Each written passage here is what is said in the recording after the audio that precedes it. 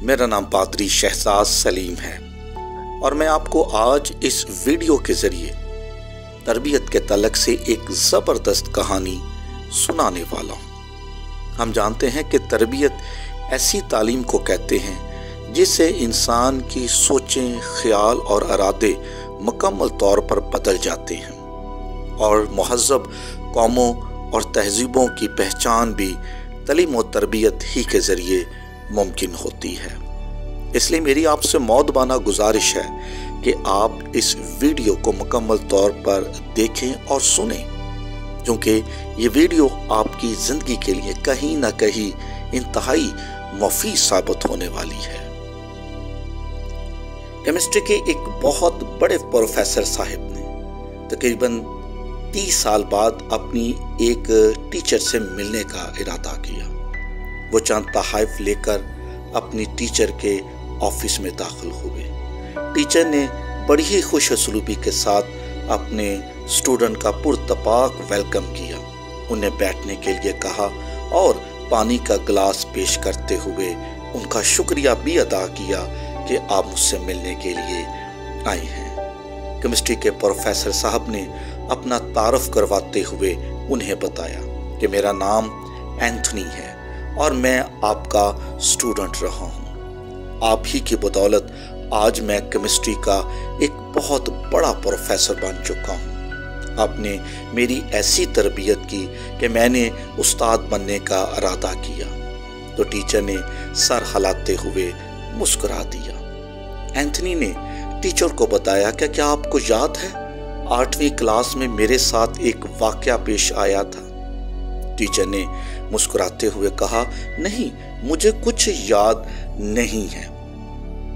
Anthony ने उसे बताया कि मेरी क्लास के अंदर एक लड़का एक बहुत ही खूबसूरत घड़ी लेकर आया था, शायद आपको याद हो। और टीचर ने सर हिलाते हुए कहा, हाँ, मुझे कुछ याद आ रहा है। तो एंथनी भी मुस्कुराना शुरू हो गया।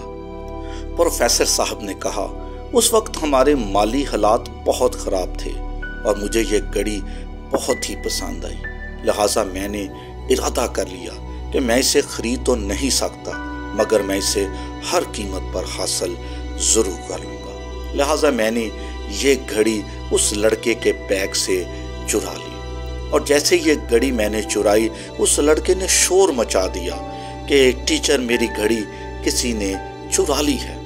तो आपने तमाम लड़कों को क्लास में बैठाकर पूछा कि इसकी घड़ी किसके पास है, मगर किसी ने कोई जवाब नहीं दिया। फिर आपने इसी तरह तमाम लड़कों को ग्राउंड में जाने का हुक्म दिया और कहा कि सारे के सारे लड़के एक लाइन में जमा हो जाएं। और जब आपने ये बात कही तो मैं इंतहाई परेशान हो गया। मैं डर गया कि अब मेरी इस गलती का सबको इल्म हो जाएगा और सबके सामने ये बात अयां हो जाएगी कि मैं ही चोर हूँ और टीचर तो मुझे बहुत ज़्यादा सज़ा देंगी। मुझे इस बात का भी डर था कि टीचर ये बात मेरे वालिदैन को भी बता देंगे। लिहाजा आपने तमाम लड़कों को ग्राउंड में इकट्ठा कर लिया और उनसे कहा कि अपनी आंखें बंद कर लें और फिर आपने बारी बारी तमाम लड़कों की तलाशी भी ली। और जब आप मेरे पास आई, आपने मेरी जेब के अंदर हाथ डाला तो आपने वो घड़ी पकड़ ली और इसी तरह सबकी बारी बारी तलाशी भी ली। और जब सबकी तलाशी मुकम्मल हो गई तो आपने तमाम लड़कों से कहा कि वापस क्लास के अंदर आ जाओ और आपने वो घड़ी लेकर उस लड़के को वापस कर दी। मैं बहुत परेशान था कि आप बाद में सारी क्लास के सामने मुझे बेइज्जत करेंगी, मेरी शर्मिंदगी होगी, मगर आपने उस वक़्त कुछ नहीं बोला था। टीचर एंथनी की बात सुनकर ज़रा सी मुस्कुराई और एंथनी ने शर्मिंदगी से अपनी निगाहों को नीचा कर लिया और उसने कहा, वो बदनसीब चोर मैं ही हूँ। मैडम, आपने उस वक़्त मेरी सरजनश क्यों ना की? आपने क्यों मुझे सज़ा ना दी और क्यों सारे बच्चों के सामने मुझे बेइज्जत नहीं किया? तो टीचर ने मुस्कुराते हुए एंथनी को जवाब दिया, इसलिए कि मुझे पता नहीं جب میں آپ کی تلاشی لے رہی تھی اس وقت میں نے بھی اپنی آنکھوں کو بند کر رکھا تھا۔ ٹیچر کی اس بات کو سن کر کیمسٹری کے پروفیسر صاحب اپنی کیمسٹری کو بھول گئے۔ یقیناً دوسروں کی خامیوں کو، غلطیوں کو اور کمزوریوں کو بار بار یاد دلانے سے نہ صرف وہ ڈھیٹ ہو جاتے ہیں اور احساس کمتری کا شکار ہو کر وہ ایسا کرنے پر مجبور ہو جاتے ہیں۔